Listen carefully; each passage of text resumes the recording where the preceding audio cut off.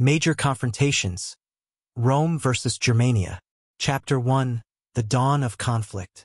By the late 1st century BCE, the Roman Empire was reaching the peak of its power. Spanning from the Iberian Peninsula in the west to the Middle East, the Mediterranean was now entirely under Roman control. Yet, to the north, across the Rhine and Danube rivers, there lay a wild and untamed land, Germania. The Germanic tribes had long resisted foreign domination, and their warrior societies stood as a formidable force to any who sought to impose their will.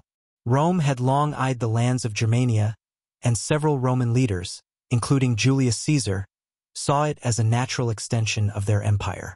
For many years, Roman policy toward the Germanic tribes was one of cautious observation. However, in 12 BCE, as Rome sought to expand its borders, the first major military campaigns began. With the appointment of Drusus and Tiberius to the Roman frontier, the Romans began their push into the Germanic territories. The Germans, with their unyielding sense of independence and their deep connection to the land, were no strangers to warfare.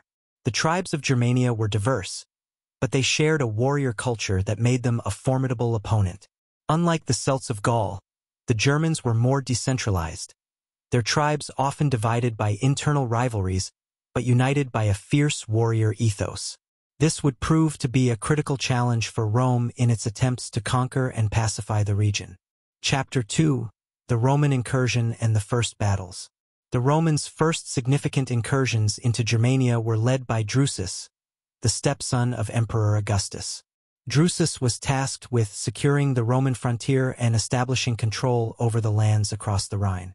Between 12 BCE and 9 BCE, Drusus achieved several military successes, defeating various Germanic tribes, including the Chatti and the Suebi. Roman forts were built along the Rhine River, and Roman soldiers were stationed across the region to maintain order and ensure Roman dominance. Despite these successes, the conquest of Germania was far from certain. Drusus encountered fierce resistance from the native tribes, who harassed the Roman legions with hit-and-run tactics and guerrilla warfare. Unlike the Romans, the Germans were skilled in fighting in the dense forests and marshes of their homeland, and they were able to use their knowledge of the terrain to their advantage. One of the most significant battles of this early phase of the Roman-Germanic conflict took place near the banks of the Elbe River in 9 BCE. The Roman forces, under the command of Drusus, were met by a large Germanic coalition led by Arminius, a young warrior of the Cherusei tribe. Arminius, a Roman-trained soldier who had been raised as a hostage in Rome, had developed a deep hatred for the empire that had taken his homeland. He used his knowledge of Roman tactics and military strategy to outmaneuver the Romans, striking when they least expected it. Though this battle did not result in a decisive Roman defeat, it set the stage for the more significant and devastating confrontations to come. Chapter 3. The Battle of the Teutoburg Forest. The turning point in the Roman-Germanic conflict came in 9 CE with one of the most catastrophic defeats in Roman military history, the Battle of the Teutoburg Forest. Publius Quinctilius Varus, a Roman general, was tasked with consolidating Roman power in Germania. With 3 Roman legions, the 17th, 18th, and 19th, Varus sought to extend Roman authority across the region, unaware that his trusted ally, Arminius, had already turned against Rome. Arminius, having gained Varus's trust over the years, began to secretly unite the Germanic tribes, forming a coalition that would stand against the Romans. With a perfect understanding of Roman tactics, he tricked Varus into marching his legions deep into the Teutoburg forest under the pretense of suppressing a rebellion. Once the Roman forces entered the dense forest, Arminius sprung his trap. The Germans attacked from all sides, using their intimate knowledge of the terrain to their advantage. The Roman legions, accustomed to open-field battles and the rigid formations of Roman military strategy, were ill-prepared for the guerrilla warfare tactics employed by the Germanic warriors. The dense forest, combined with heavy rain, made it nearly impossible for the Romans to regroup or defend themselves effectively. For several days, the Roman soldiers were relentlessly ambushed, their numbers whittled down by Arminius's warriors. The battle was a disaster for Rome.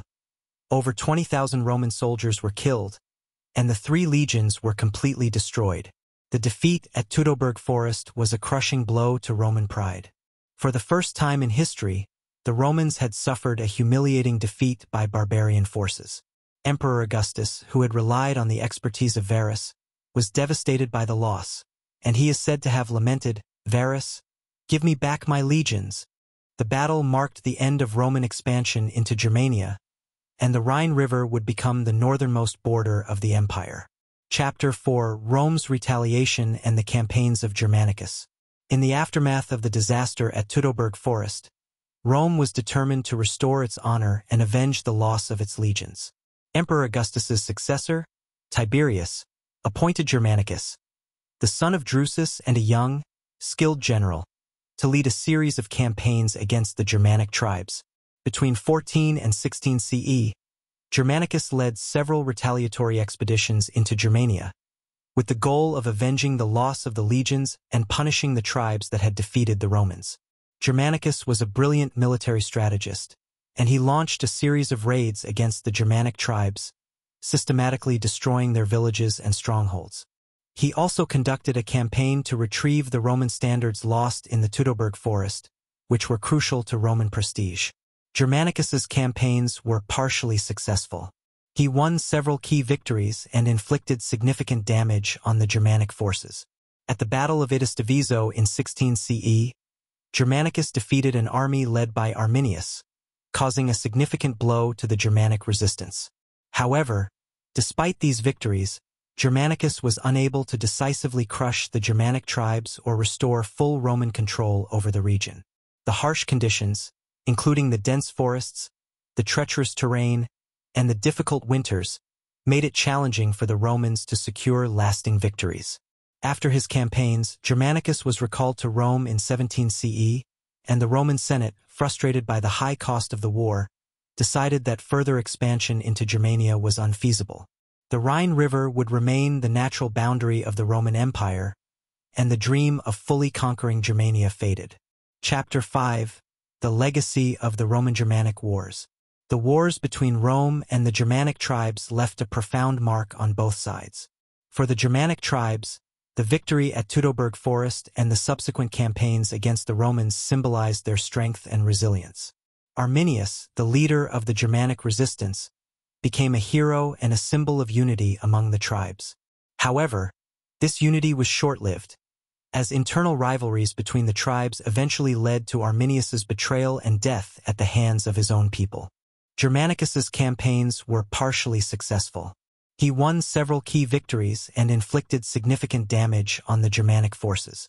At the Battle of Itus Diviso in 16 CE, Germanicus defeated an army led by Arminius, causing a significant blow to the Germanic resistance. However, despite these victories, Germanicus was unable to decisively crush the Germanic tribes or restore full Roman control over the region. The harsh conditions, including the dense forests, the treacherous terrain, and the difficult winters, made it challenging for the Romans to secure lasting victories. After his campaigns, Germanicus was recalled to Rome in 17 CE, and the Roman Senate, frustrated by the high cost of the war, decided that further expansion into Germania was unfeasible. The Rhine River would remain the natural boundary of the Roman Empire, and the dream of fully conquering Germania faded. Chapter 5: The Legacy of the Roman-Germanic Wars. The wars between Rome and the Germanic tribes left a profound mark on both sides. For the Germanic tribes, the victory at Teutoburg Forest and the subsequent campaigns against the Romans symbolized their strength and resilience. Arminius, the leader of the Germanic resistance, became a hero and a symbol of unity among the tribes.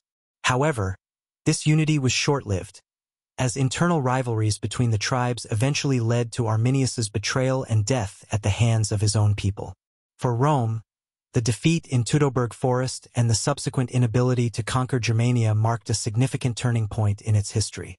The Romans, once confident in their ability to conquer any land, had been humbled by the fierce resistance of the Germanic tribes. The decision to retreat from Germania meant that the Roman Empire would focus its efforts on securing its existing borders, particularly in the East and Africa. The Roman-Germanic Wars also had lasting consequences for the Roman Empire. The failure to conquer Germania meant that the empire's northern frontier remained vulnerable, and the border along the Rhine and Danube became a point of tension for centuries to come. The defeat also marked the beginning of a shift in Rome's focus, as the empire increasingly turned its attention to other threats, particularly the Parthian Empire in the east. For the Germanic tribes, the wars with Rome forged a sense of identity and pride that would continue to influence their descendants. The legacy of their resistance against Rome would be remembered for centuries, and in the 5th century CE, the Germanic tribes would play a key role in the fall of the Western Roman Empire. The Roman-Germanic Wars were a series of fierce confrontations between two distinct worlds: the disciplined, organized military of Rome and the fierce, independent warriors of Germania. These wars would come to define the limits of Roman imperial power, and the story of these confrontations would echo through history as a testament to the enduring strength and spirit of the Germanic tribes.